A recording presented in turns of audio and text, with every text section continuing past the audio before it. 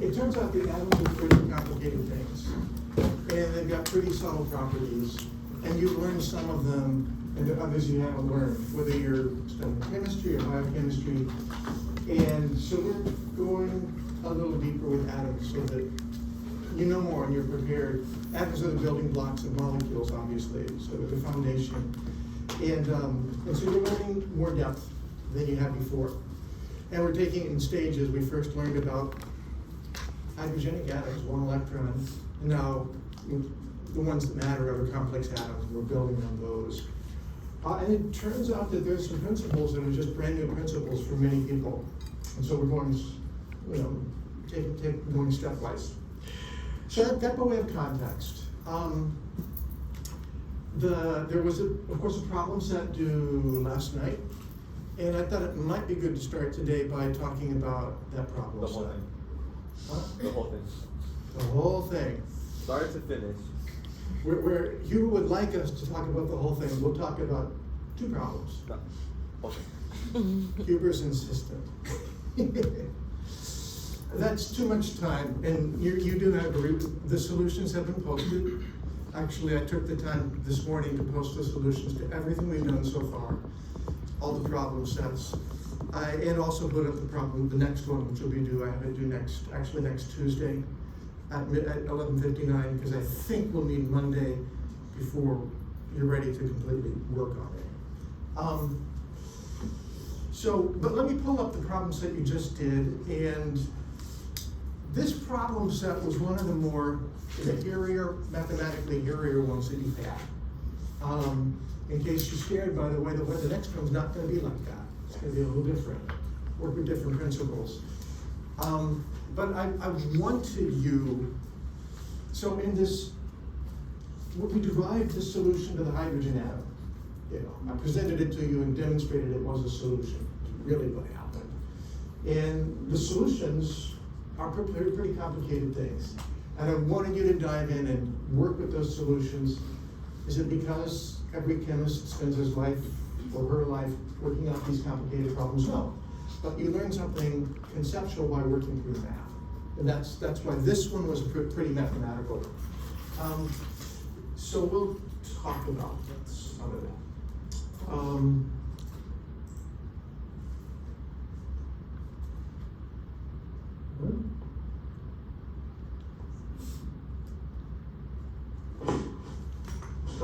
Yeah, there we go.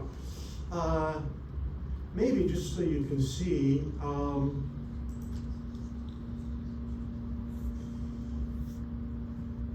I've printed up the solutions to everything through problem set 8, which is part of homework 6. So you'll be able to find those. So let's begin by taking a look at the problem set itself. We're a little over halfway through it.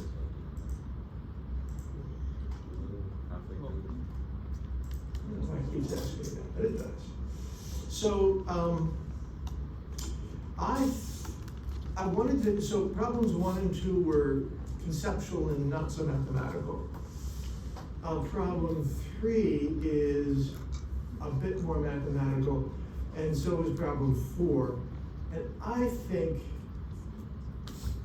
I would like to talk about one of the first ones, either 1 or 2, I don't care, and number 3.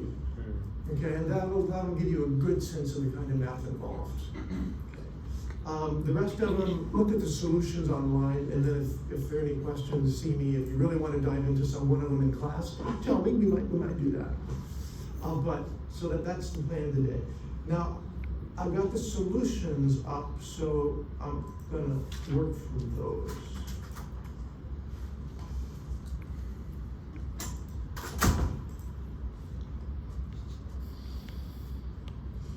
So, sorry, I just want to.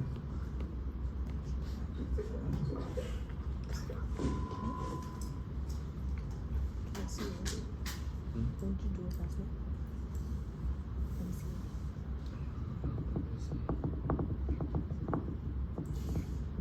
Yeah, maybe I'll talk through one and 2, and then we'll move on to 3. So,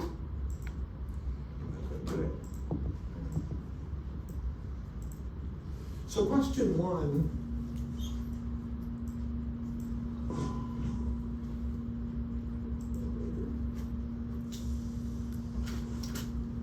Evaluate the probability density at the nucleus of a hydrogen atom with n equal to L equals 0. So this is the 2s by definition. And then determine the radius at which the probability density of the 1s orbital falls to 50% of its maximum value. That's a good one. And then C is about figuring out the value of the angular momentum for particular situations. So let's talk about those first questions. I got so much up here, I'm lost. Here we go.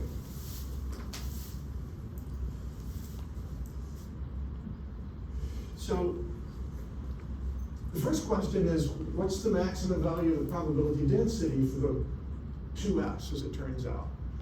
So you got to first look in your text and figure out the wave function.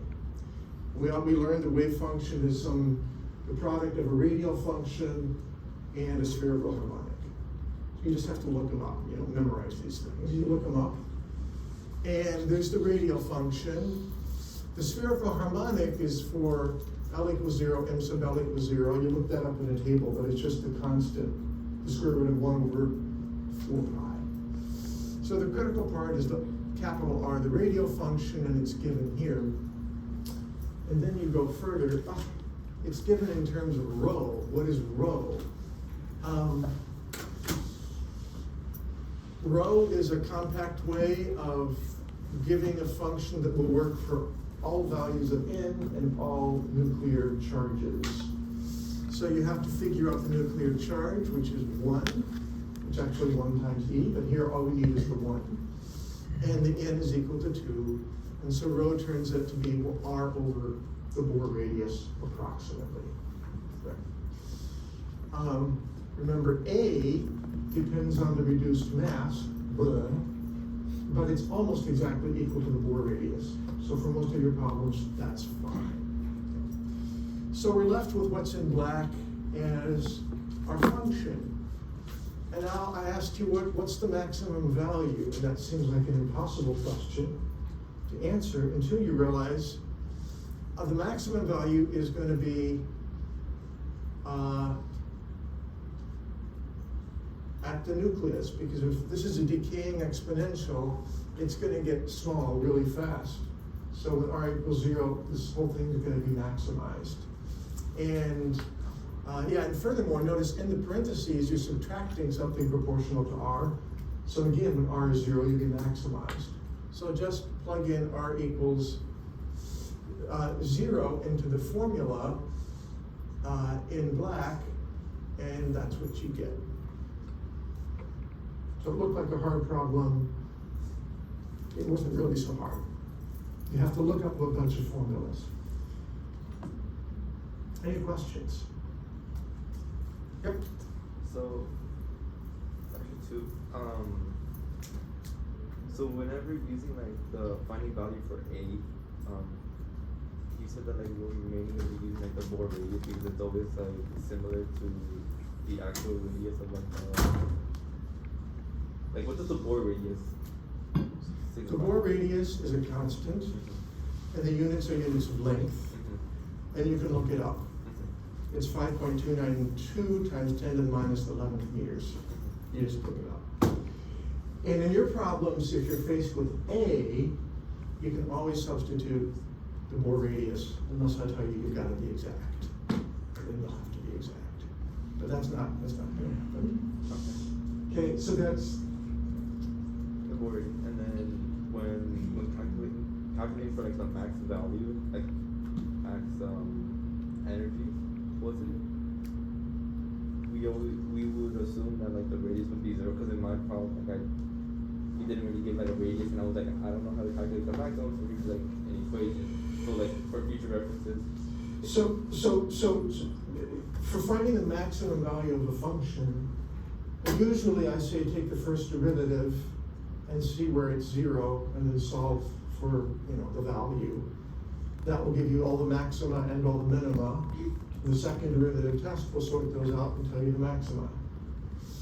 Now, you could have done this here, but I always recommend before you dive into some complicated math, I always do this. Take a step back and see, do I really need to do the complicated math? Because sometimes you don't. So part of this is exercises, an exercise in applying math to problems. When I see this, I see that R occurs in two factors, or there are three factors that give me my wave function. R occurs in two of them. And so I analyze each factor individually. When is that factor a maximum? The exponential is a maximum when R is equal to 0. When is this in parenthesis a maximum? It's also a maximum when R equals 0. So I don't need to do any math. I don't want to do that first derivative test. I see, obviously it's a maximum when R equals 0, and you just plug in R equals 0. Okay. So you can do a first derivative test. You can also just take a step back first to see if you have to go through that. Okay. Any other questions there? I have a question for myself. Sure. Why are you looking for maximum if it asks for probability density? I didn't know to do maximum question. I just did probability. Is this wrong? So the question, let me remind myself how the question was phrased.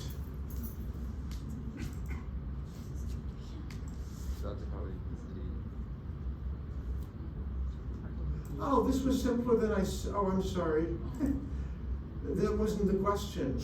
The question was evaluate the probability density of the nucleus. Well, little r is 0 by definition of the nucleus. Right, but do you do the double integral? Like, because I know if r is fixed, so then you don't do the triple integral with the r, but then do you do the two other integrals with the phi and theta? If the question had been, what is the probability of finding the particle within a given region, you'd have to do an integral. But that was not the question. The question was, what is the probability density? And the probability density is the square modulus of the wave function. Okay. And the wave function is real, so the square modulus is the same as the square. Okay, got it. Okay. Yeah, that makes sense. So my whole business about the maximum, it does turn out that the most probable point for finding the electron is at the nucleus, so it's the same kind of question. But there were no integrals involved. Yeah.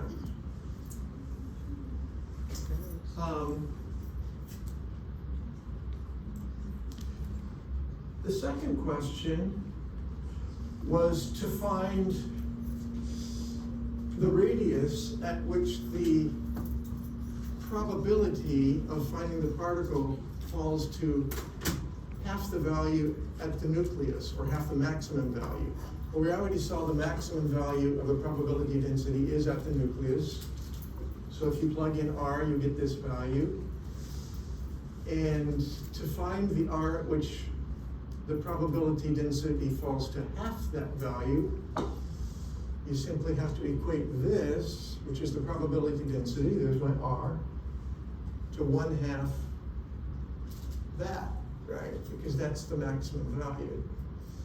So you just have to, those cancel, and you have the exponential is 1/2, take the log of both sides, it's just algebra. Okay, solve for R.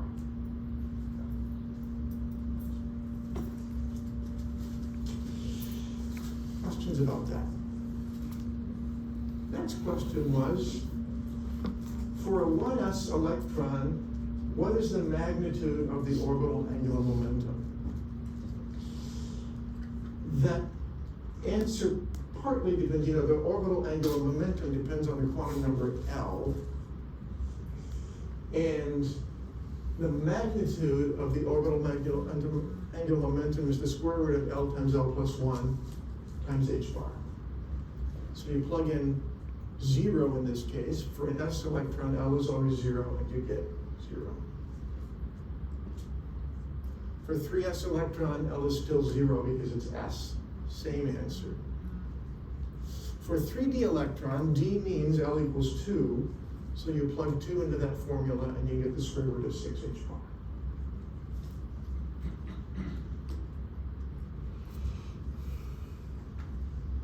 And I think the thing if it was confusing, I think it's probably for this reason.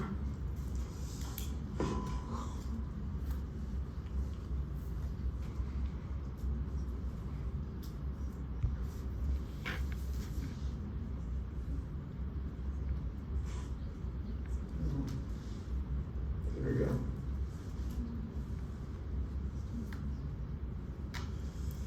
If you remember, L squared is an operator, L squared, and the wave function happens to be,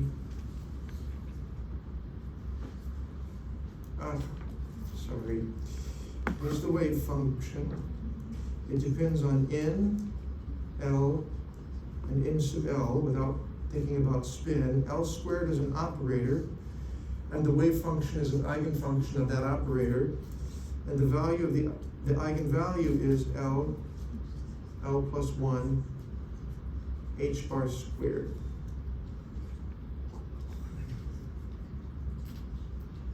So that's something we learned a while ago. So if we ask ourselves, what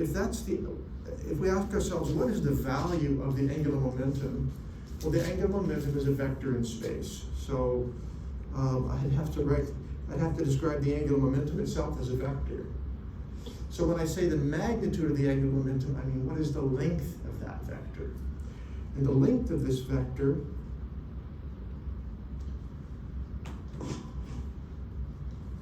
that's the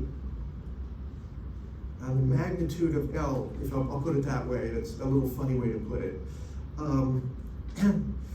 Is going to be the square root of the eigenvalue.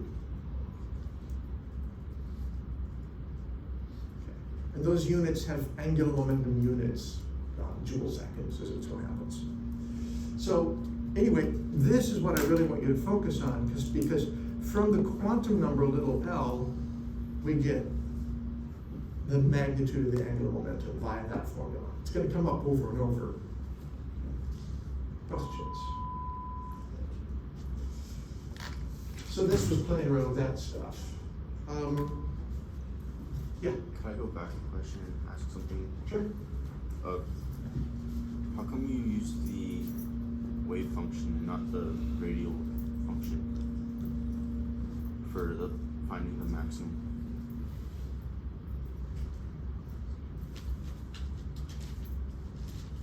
Let me read the question. It depends on what the question is.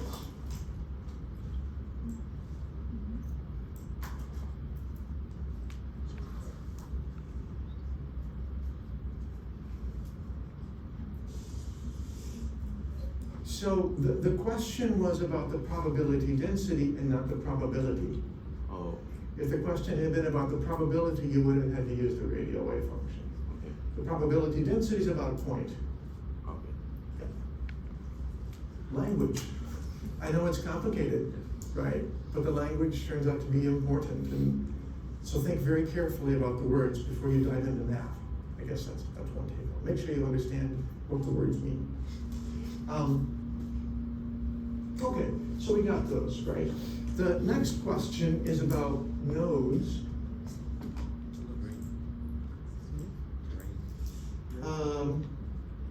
Give the number of angular nodes or radial nodes for these three orbitals. I guess just angular nodes or nodal planes. Well, the 1s has no nodes whatsoever. The 3s, it does have two radial nodes, but it doesn't have a nodal plane or an angular node. The only time you'll get nodal planes or angular nodes is when L is greater than 0.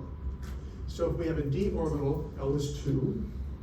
We're looking at the value of L. So there must be two nodal planes, or there might be one nodal plane, or there might be two angular nodes. Like for the GZ squared, there was two angular nodes.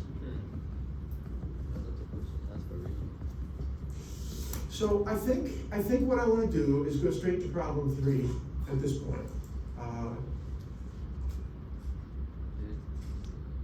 There we go. Because I will learn something from it. from the expression for the radial distribution of the 3p electron in helium plus. Now, of course, you know, helium doesn't have any p electrons in its ground state, and neither would helium plus, the ion in its ground state. So we're talking about an excited state of helium plus. That's fine. So determine the radius at which the electron is most likely to be found. And then I said you can use the mass of the electron instead of the reduced mass. That means we can use the Bohr radius, really, instead of A. Okay. And I gave you some other hints there. So how do we do that? We want to know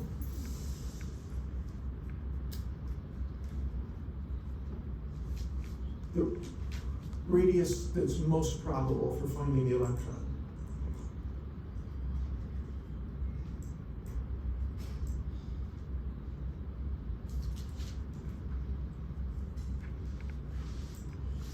So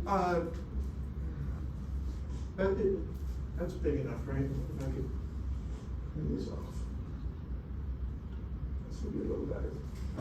So we have to begin, when we talk about the most probable radius, we are talking about the radial distribution function. Now, we saw a particular formula for the radial distribution for s electrons. This is not an s electron. So, or an s orbital. So you would have to look up in your book the formula for a non-s orbital, and it is this. R, the radius squared, times the square of the radial function itself. So that's fine. You need to look up the radial function for the 3p. Now 3 means n is equal to 3. That's the first quantum number that capital R depends on. And p means that L is equal to 1. That's the second quantum number that capital R depends on. That's what you have to look up in the text. And it looks like this. It will turn out that we don't need n explicitly. We can leave it as n, actually. We didn't need it. Formula. So p is equal to this right here. Okay. Remember, little r squared, big R squared. So that's why you have the squares here.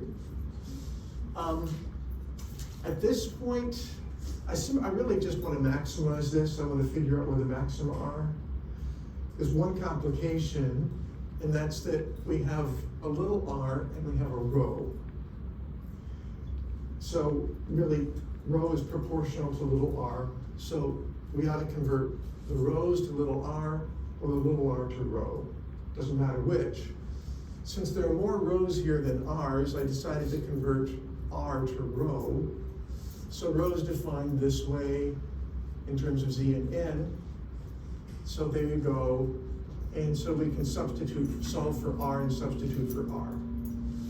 So here's the equation in terms of rho. Notice it looks very similar. Okay. Now we end up with a rho squared here and a rho squared here, so that gives us rho to the fourth times 4 minus rho squared times this. Any questions before I go on? Okay. So before I try to solve it, I went ahead and drew a picture, because I'm going to sketch a picture from here. I can see that P is going to be 0 if rho is equal to 0, because we have rho to the fourth. So if rho is 0, P is 0, so we got that point. I can stare at this, I can see, well, if rho is equal to 4, this is 0, so P will be 0. So rho must go through a maximum between 0 and 4, and another maximum beyond 4, and it will decay eventually back to 0 at infinity. I find it's often helpful to sketch a picture before diving into the math. I can see right ahead what I want to do. Now, I guess I don't know for sure that's higher than that is.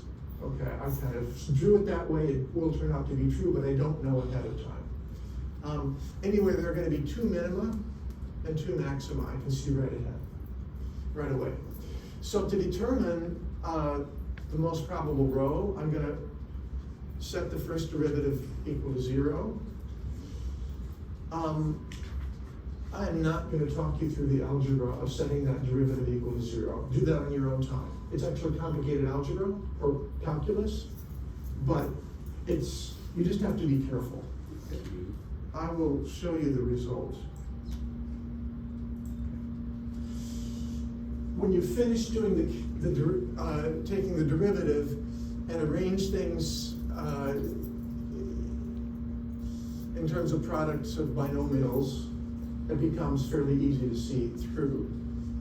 You can see that I'm looking for the zeros. Remember, where is capital P 0? It'll be 0 if rho is 0. It'll be 0 if rho is 2, if rho is 4, or if rho is 8. Those are my 4 zeros.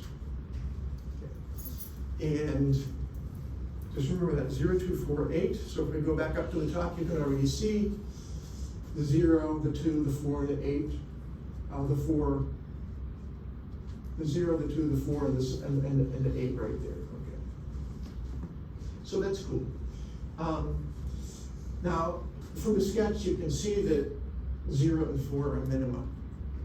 If you want to do a second derivative test, you can do that, but it's pretty obvious that the minimas are between maximums, so it's kind of obvious. And then the only question left becomes, which is larger, row of 2 or row of 8? And to figure that out, I just plugged in and compared. So plug in row is 2 into P, and you're going to get that number, 8.7 times a constant. And if you plug in row is 8, you're going to get that number 21 times a constant. So clearly 8 is the radius for the maximum, at which P is a maximum. And then you can convert from rho back to R, and that turns out to be that. Yeah. So now this is not an exam. This is more complicated than I would put on an exam, but you'll learn a lot from it. You know. So I assign problems that are more complicated than exam problems all the time because they're valuable for learning.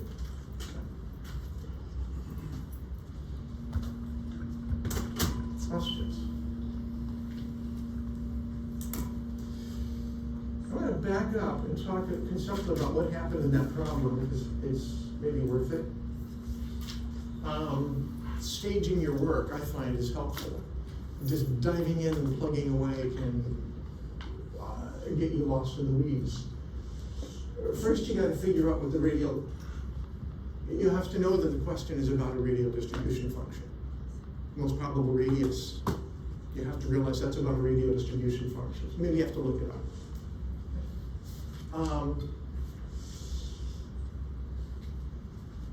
Then you're going to have to convert, maybe you have to convert variables. You just do that carefully. I often find before I dive in, it's helpful to do a sketch, a conceptual sketch. And when I do the sketch, I realize it's a maximization problem. That helps me remember that's what it is. So one was figuring out, we're talking about radial distribution functions. 2 is looking it up and converting to a convenient form. And 3 is drawing the sketch. Then I know if the question's about a maximum, we have to maximize a function. I know it's a first derivative. Then it gets hairy. All I can say is do it slowly and check your work. In this case, that didn't tell you the answer quite. It just gave you 2 possibilities, and you had to plug back in to test and see which value of rho was the actual maximum. Plug back in. Yeah. Do you recommend, I'm looking at your work and I see that you group all the constants and just making it to one variable to simplify it. Do you just recommend doing that rather than just having all the numbers off to the side? It might get confused or messed up and finding it out. Yeah, I tend to do that, and then I only evaluate them if I have to. And in the end, all those constants weren't even relevant to the question. Which was about the value of rho. So if I write them all down, then there's so much ink on the page that I inevitably get something wrong, So I just group them like that. Okay. Leave that aside, okay? The other, you might want to look back at the other problems on here and see if you have questions. Okay. So let me see if I can remember what I wanted to talk about today. Mm-hmm.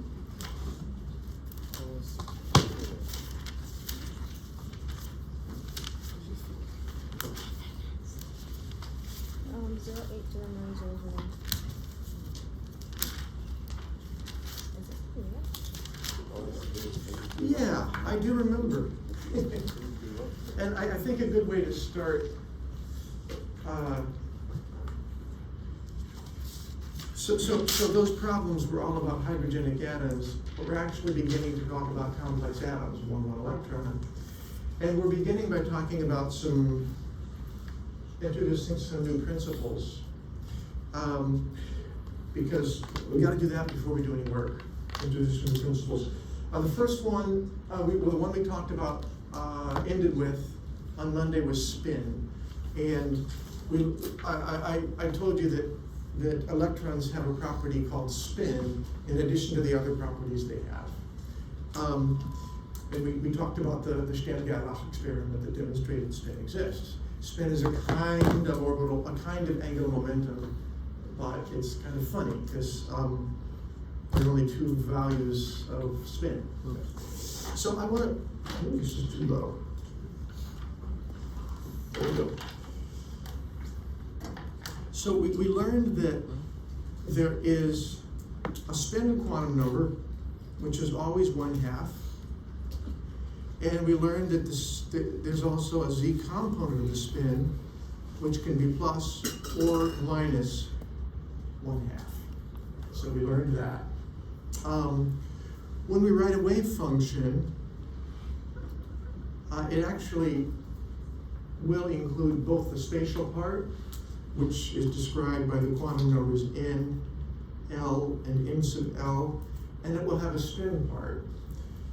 Now, in principle, you should specify s and m sub s, but in fact, nobody ever writes down the s part because it's always 1/2. So all we bother writing down is the m sub s part.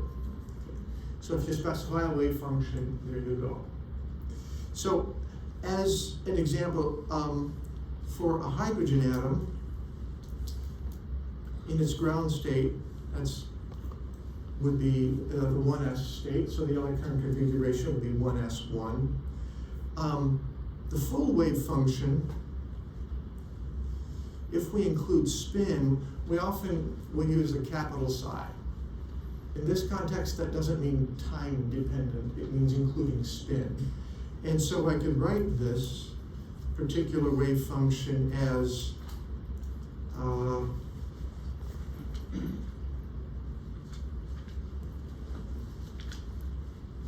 lowercase psi 1s, that's the spatial part of the wave function,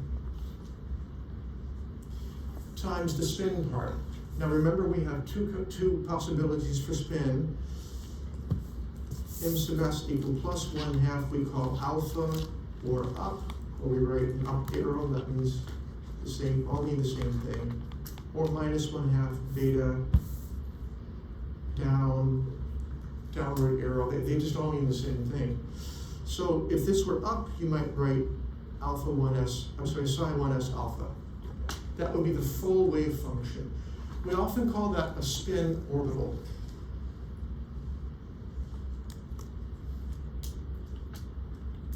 Okay. So this is the full wave function, of course. It has a spatial part, which is also called an orbital. An orbital, we often say, is the closest quantum mechanics can come to the classical idea of an orbit, something circling something else. Well, with electrons, we can't think of them as little hard balls circling a nucleus. So instead of saying orbit, we say orbital. That's where that word comes from. So we have the spatial part, and then we have the spin part. And those two things together, the product is going to be called a spin orbital. Often people will use chi to represent a spin orbital. I'm not going to, but I just want to let you know that that's the Greek letter chi, it's not an X, for a spin orbital. What else about this? Oh yeah. So associated with orbital angular momentum is the operator L squared. And we just got done seeing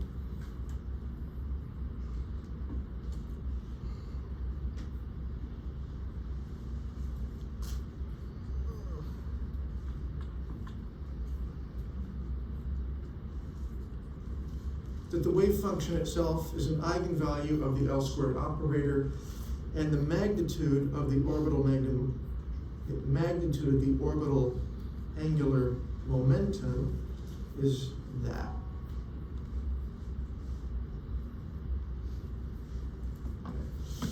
There's also an operator LZ, and the wave function is an eigenvalue of LZ also, but the eigenvalue is m sub L h bar.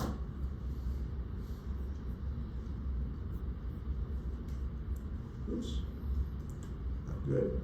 Okay. So the Z component is equal to m sub L h bar. This is a reminder, it's not new, right? I'm telling you this now because there's also an operator for the spin angular momentum. And actually we talked about the operator for the square of the spin angular momentum. Now the eigenfunctions of S squared are not the wave function itself, they are the functions alpha or beta. Those are the two eigenfunctions. So S squared acting on alpha. Oh, thanks. So S squared acting on alpha gives you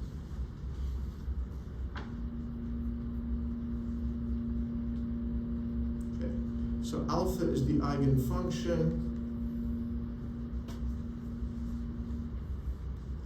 and S times S plus 1 h squared is the eigenvalue.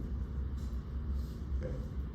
We can pull that out of the thin air because it's like orbital angular momentum, it's just analogous. So since that is true, the magnitude of the spin angular momentum is, by analogy to what's up above, the square root of S times S plus 1 times h bar.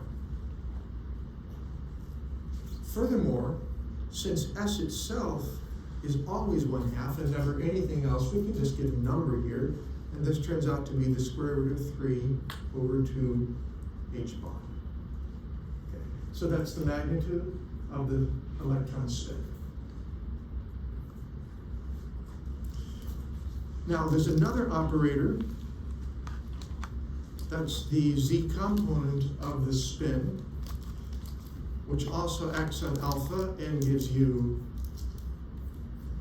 1/2 h bar is the eigenvalue, and then alpha is returned as the eigenfunction. So the Z component, in this case, is plus 1/2 h bar.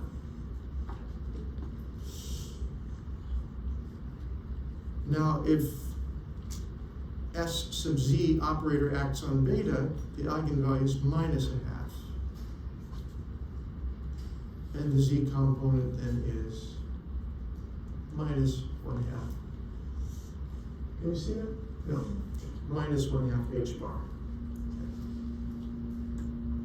Of course, S squared acting on beta has the same eigenvalue as the eigenvalue of S squared corresponding to alpha and corresponding to beta are the same, because S is always an F. This is background. Any questions? So what I want you to get out of this, a couple things. S is kind of angular momentum. 2, everything we learned about L can be applied by analogy to S.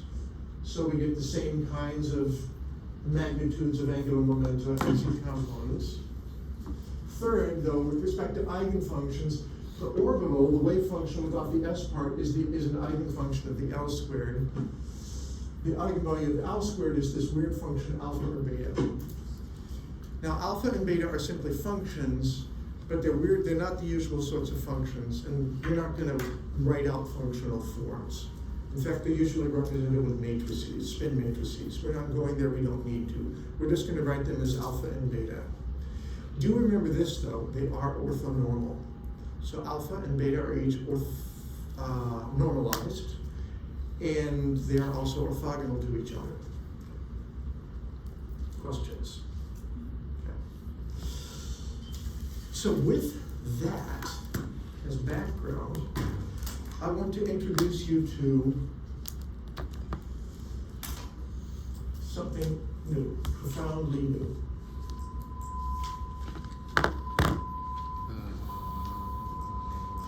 Sorry about that. Very good. Give me a second.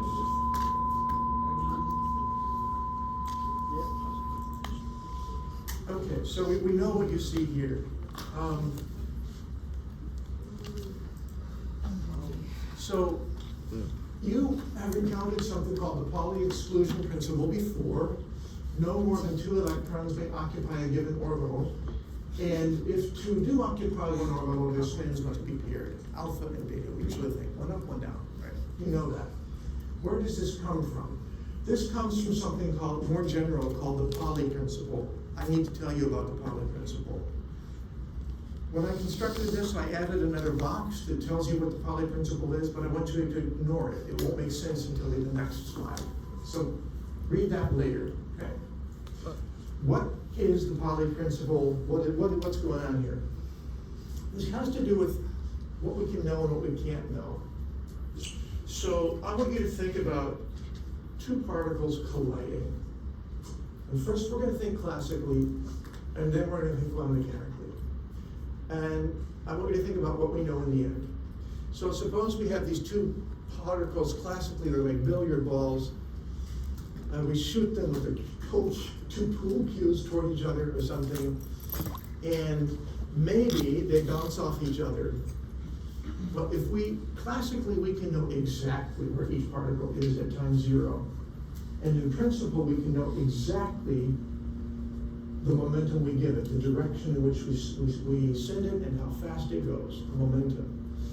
Classically, we can follow those trajectories. We can predict how those will bounce off each other elastically.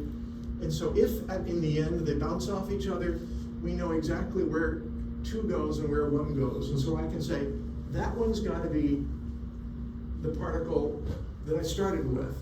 I've labeled it 1. And that's got to be the particle I started with, I've labeled it 2. Even if they're like electrons, and you can't by looking at 2 different electrons say, oh, that's the one and that's the other. They're indistinguishable, right? All pool balls have the same color and the same number in the world of electrons. Now, but classically, because we can set our starting conditions exactly and follow what goes, even though we can't distinguish the pool balls, if we know we can follow their trajectories and know which one is which. Now, think about quantum mechanically now. Notice I have not drawn little balls, I've drawn packets. Why have I drawn packets?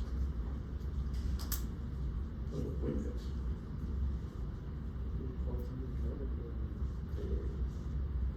Isn't it because if you know the position, then you don't know its momentum?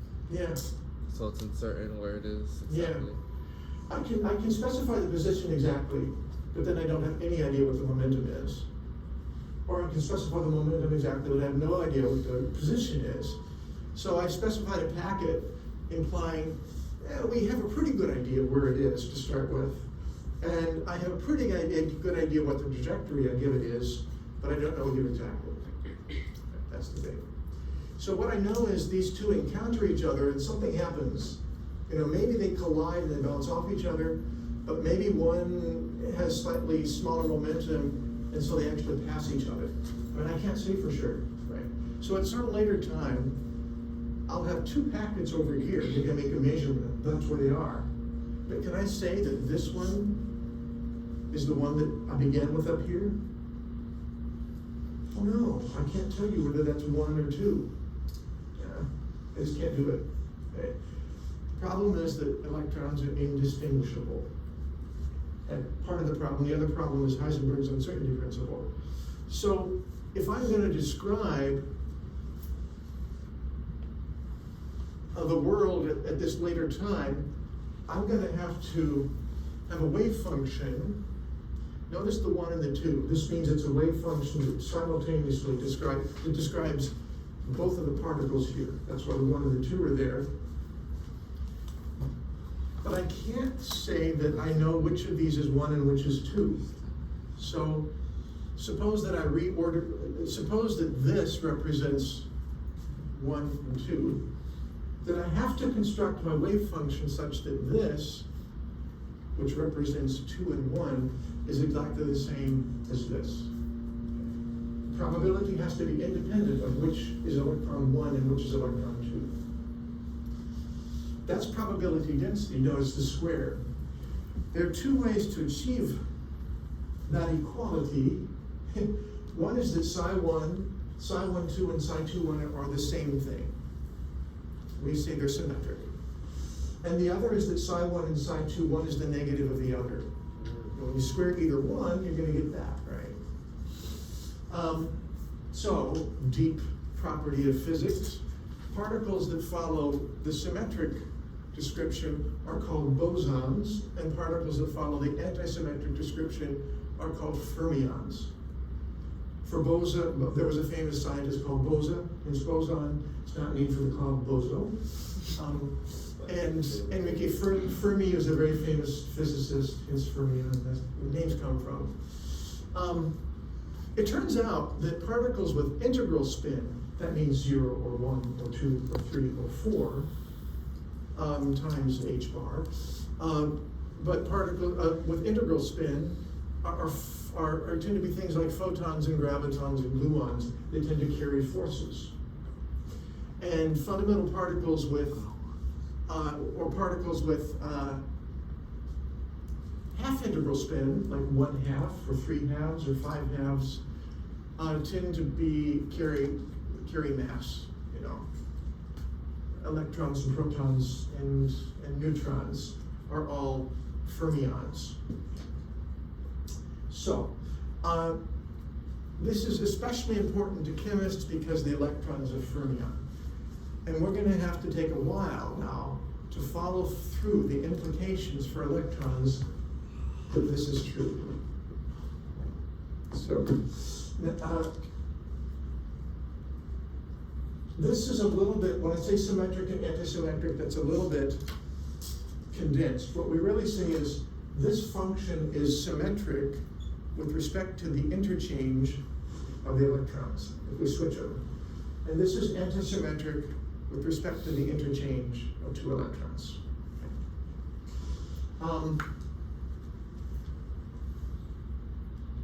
And so from here, I want to go to the board.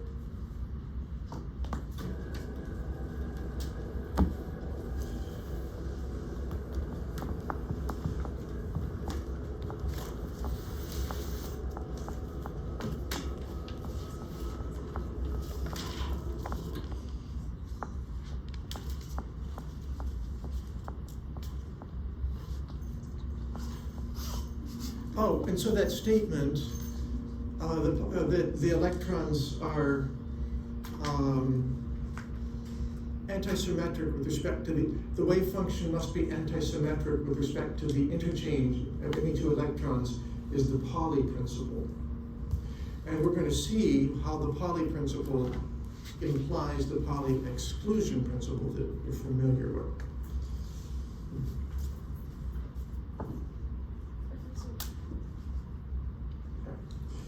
So we've already talked about hydrogen. We think about hydrogen's ground state.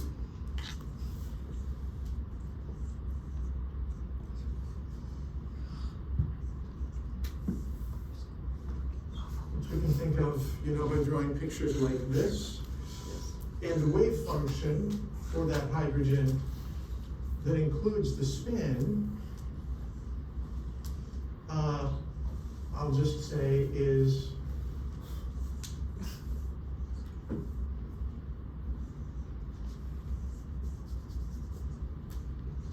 one of those two things.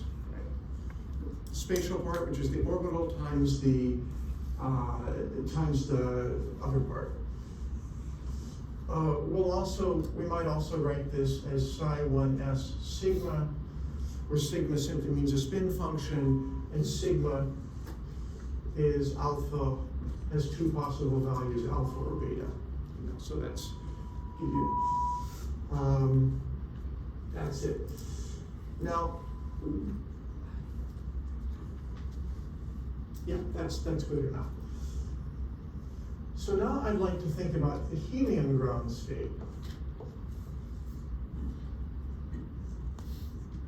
That's the helium ground state, which you often write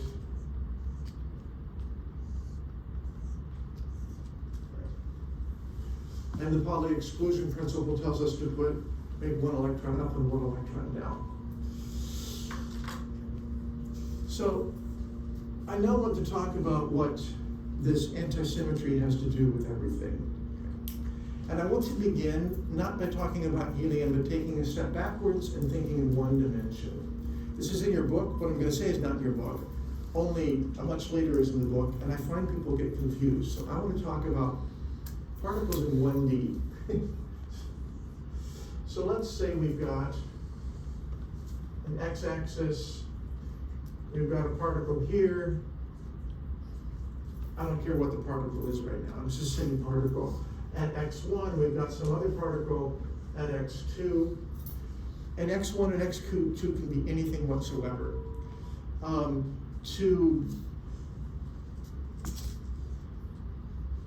For the purpose of my example, I'm going to let x1 be 1 and x2 be 2. Okay? But that's just to help with the example.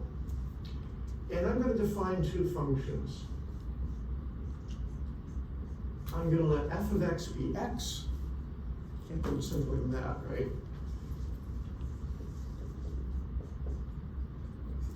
And g of x be x squared.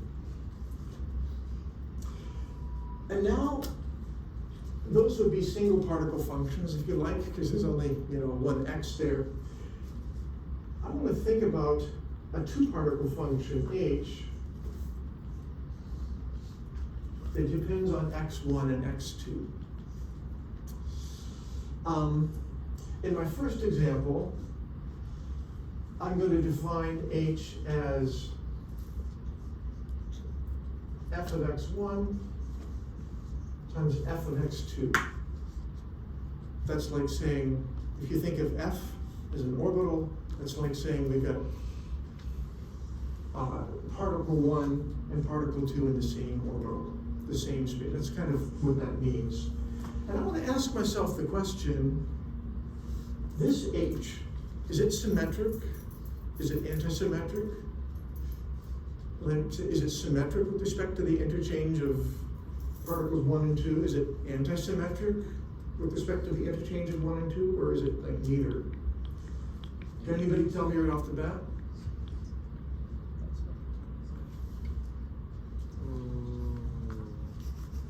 That's a great question. So I'll show you how I think about this. Okay. Actually, I probably should have said this by analogy. Do you remember the even and odd functions? The definition of even and odd. This is kind of like even and odd, not exactly the same, but kind of. So remember, an even function. Oh, I don't want to use.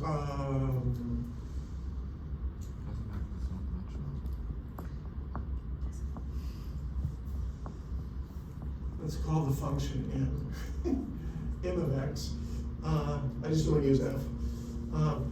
Is one for which, the cosine is an example. M of x equals m of minus x. Right. That's even and odd as a function for which m of x equals minus m of minus x. And the sine function is a good example of that.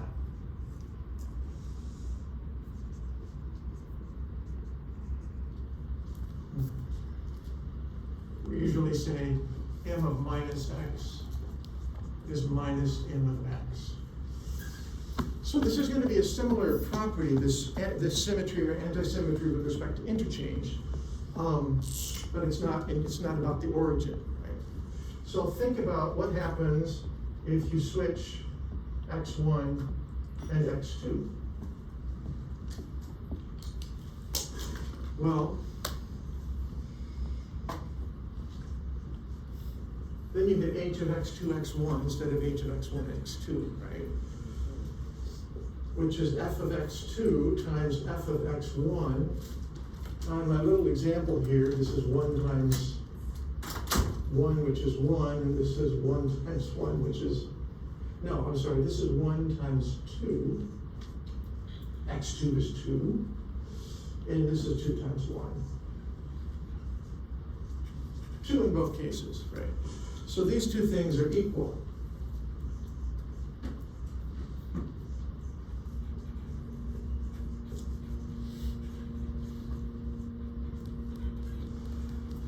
This function, therefore, h is symmetric with respect to the interchange of the two particles. S for symmetric. So second example, which we'll put right here. Suppose we define h as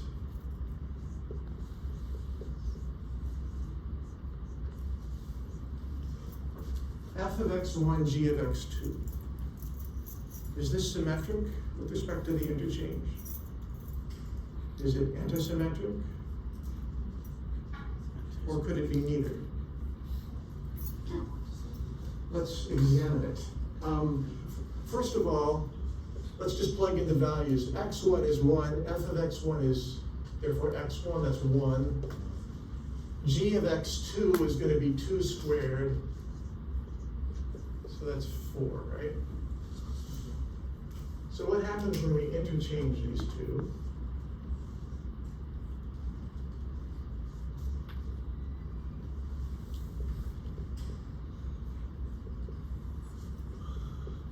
F of x2 times g of x1.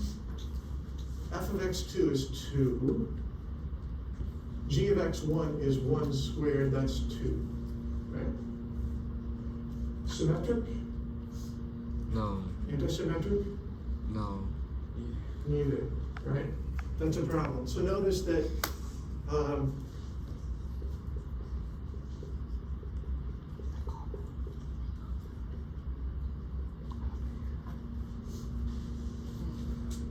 that's not an equality.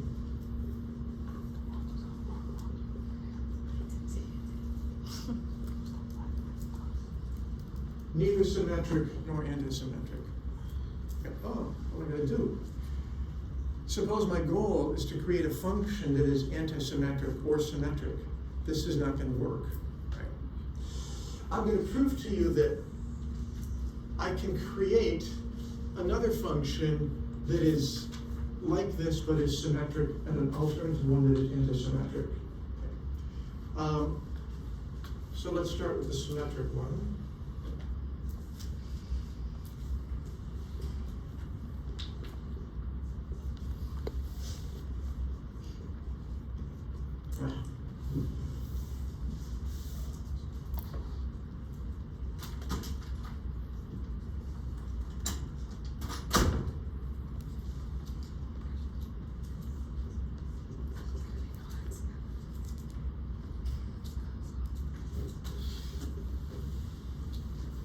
So this is a two-particle function created, and it's defined in terms of one-particle functions, f of x1 g of x2 plus f of x2 g of x1. Now notice what happens if I interchange things.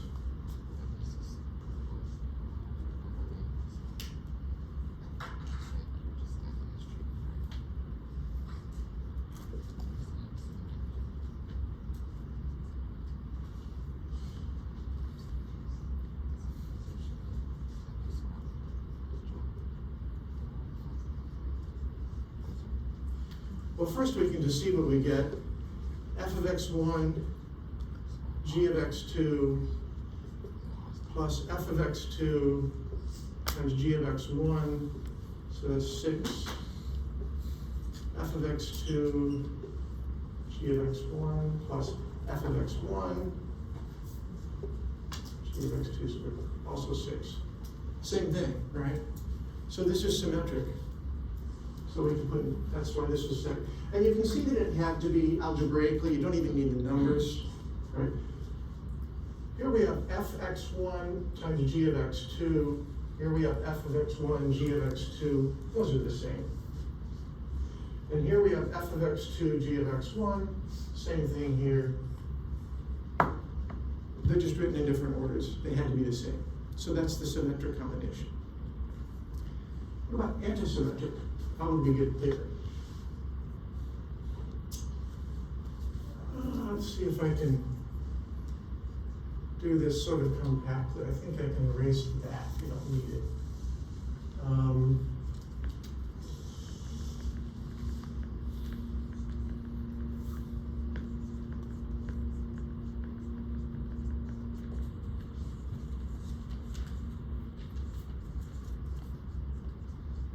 Minus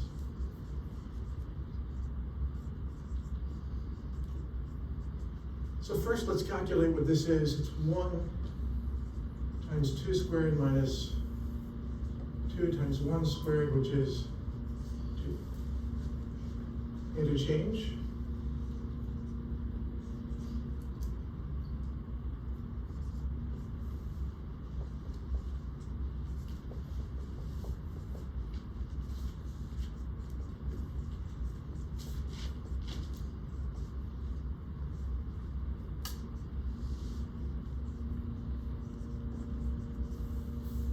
First the numbers, 2 times 1 squared minus 1 times 2 squared is negative 2. 1 is the, so in this case,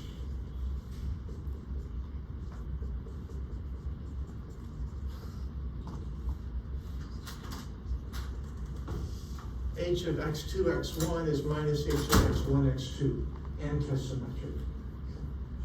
Of course, it had to be, because here we have f of x1, g of x2. Here we have negative f of x1, g of x2. The second is negative 1 times the first one. Here we had negative f of x2, g of x1. Here we have positive f of x2, g of x1. Again, negative 1 times. Had to be. It doesn't matter what the values of x1 and x2 are. Antisymmetric for any pair of x1, x2. Any questions? I know that felt kind of pedantic, but I think you'll see why we bothered. I better check the time here. We'll be okay.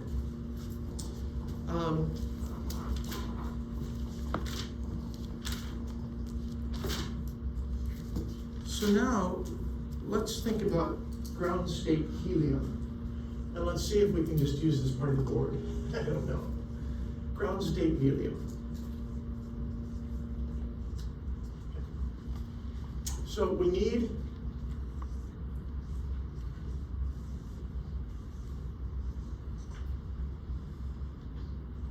I think this will be okay.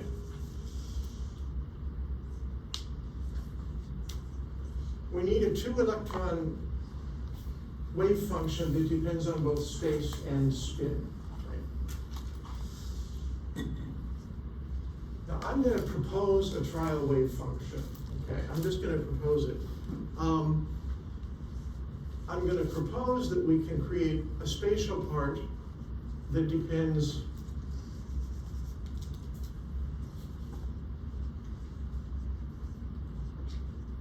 on where electrons 1 and 2 are.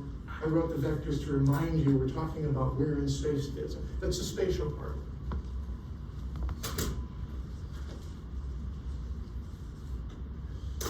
Times some spin function. I'm going to use sigma for spin, but this is a 2-electron spin function. I'm just going to write 1 and 2 for my 2 electrons. So this is a spin function. It's a 2 electron spin function because I put 1 and 2 in parentheses. Now I wrote this way, but I'm going to erase it. I don't want to have to keep track of the r's, so I'm just going to replace this to 1 with 1 and 2. Now this is a trial function. Okay, I want to see if I can create an overall wave function that is antisymmetric with respect to the interchange of my 2 electrons. That's what I want to do. I'll tell you right off the bat, when you have more electrons than this, you cannot always write it as a spatial part times a spin part. But it will turn out we can if there are only 2 electrons. And I'll prove it to you. Let's first think about the spatial part. Okay. It's pretty easy to write this. Think of the orbital approximation. We have a 2 electron wave function, spatial wave function, and we'll write that as the product of 2 1 electron wave functions. So you can think of it this way. We have electron 1 is in an s orbital, and electron 2 is also, it's a 1s orbital, so is electron 2. Is that symmetric, antisymmetric, or neither? Symmetric. It's symmetric because it's analogous to, when you find h of x1, x2 as f of x1 times f of x2. This is a 1s orbital. You can look up the exact formula for a 1s orbital. These are the same function. Therefore, this is symmetric.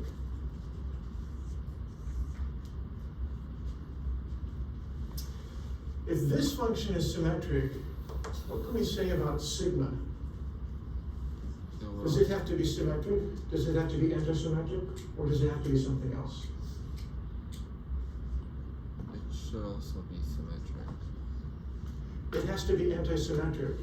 Oh. Why is that? If I interchange 1 and 2 here, psi does not change. If this is antisymmetric, when I interchange these two, I get a -1. So you can always think, if you want, symmetric times antisymmetric. You can think of it this way. Symmetric times antisymmetric gives you antisymmetric. Okay.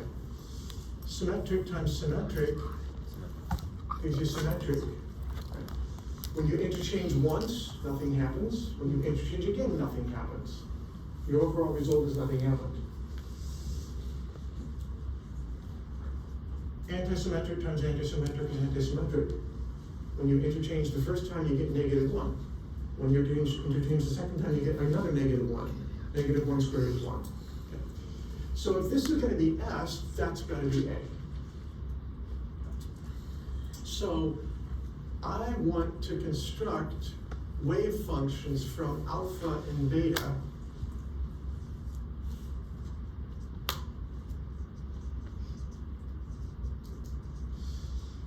So sigma, I'm defined as a two electron spin function. Alpha and beta are both 1 electron spin functions. So what can we do? First, let's suppose we define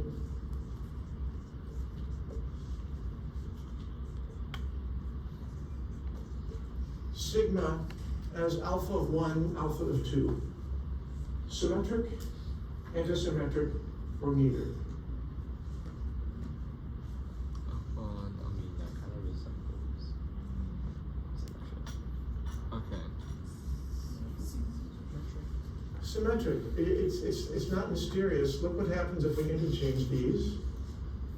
Sigma of 2, 1 is alpha of 2 times alpha of 1. Multiplication is commutative. So alpha of 2 times alpha of 1 is the same as alpha of 1 times alpha of 2, right? So this is symmetric. Okay? This is the same thing as this, right? That's why I went through this over here. Another possibility is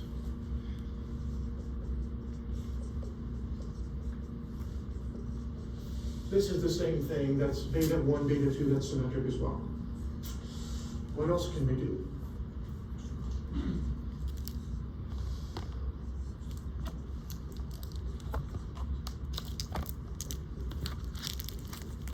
Symmetric and asymmetric in either.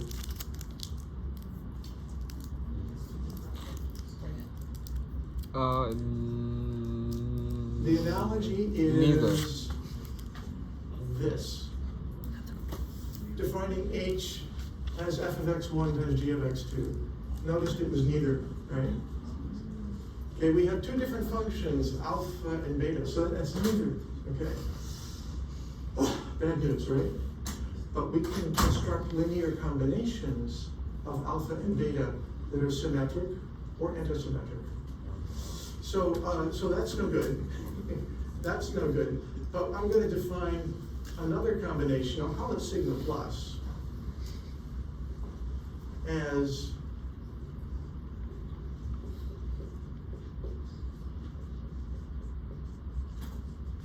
alpha 1 beta 2 plus alpha 2 beta 1. That's symmetric for the same reason that this is symmetric. I'm going to go through any further argument. I've already shown you this is symmetric. And we put the plus here means the symmetric thing. Okay. One little addendum though, because alpha and beta are orthonormal, we actually need a normalization constant. So it turns out that normalization constant is 1 over the square root of 2. Okay. Yeah. It's always 1 over the square root of 2? Yeah. Okay. Yeah. Then the other possibility, which I'll define as sigma minus, you know what's coming now. We're going to need a normalization constant again. Minus alpha of 2, beta of 1. And we call this sigma 1. It's the antisymmetric combination.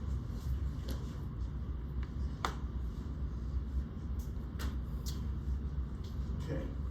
Now, we're ready to describe the helium ground state.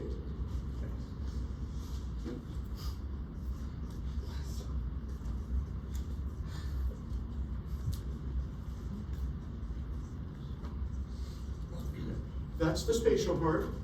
Psi 1s of 1, psi 1s of 2, times sigma minus. And that's the full wave function.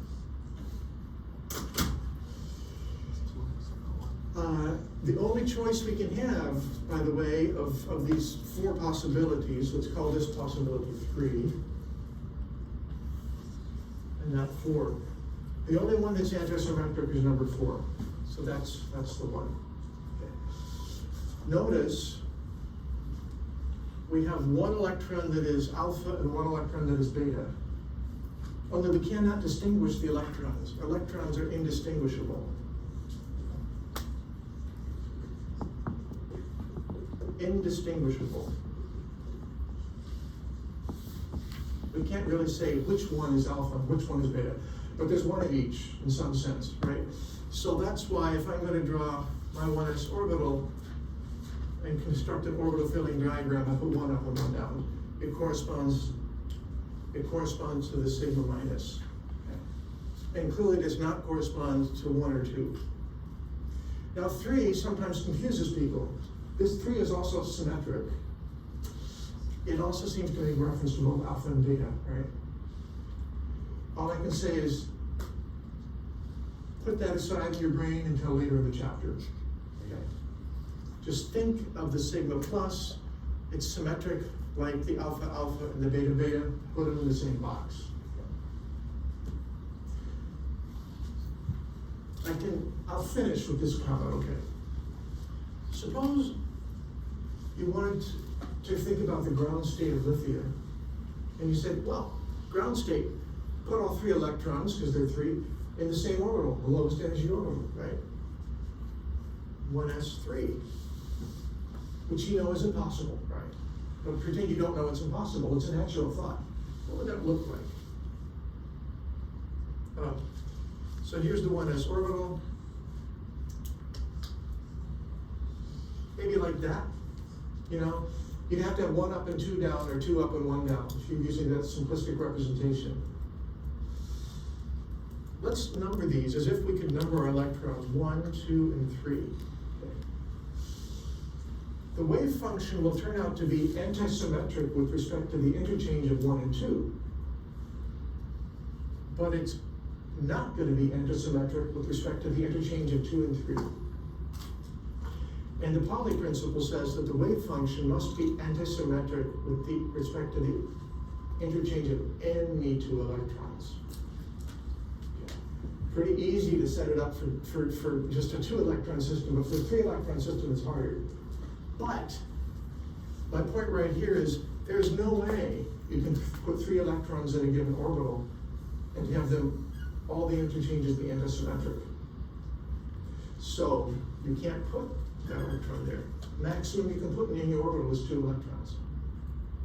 So you now have seen how the Pauli exclusion principle follows from the Pauli principle. So the Pauli principle is the more fundamental thing. It implies more things than we've talked about so far. Is that clear? Okay, so that's good enough. I'm going to show you one more slide just to scare you. Not really, I don't want to scare you. I don't want to do that. Then we'll stop with the slide, I promise. I promise. What if you went to, don't worry about that. What if you went to lithium? Lithium is complicated because there are 3 electrons. One's got to go into the 2s. How do you antisymmetrize? That's what you have to do. I'm not going to ask you to do this, okay? But I'll tell you, this function is antisymmetric with respect to the interchange of any 2 electrons. In this row, we're interchanging electrons 2 and 3. In this row, we're interchanging electrons 1 and 3. And down here, we interchange 1 and 2. And the wave function is going to change sign. Imagine going to beryllium, it'd be terrible. Okay? You can write this as a determinant if you know what determinants are, but you may not. But from the definition of this in terms of determinants, you can compactly write any, just a larger determinant for a larger atom. So that's it. We'll continue talking about the implications of the Pauli principle on Friday.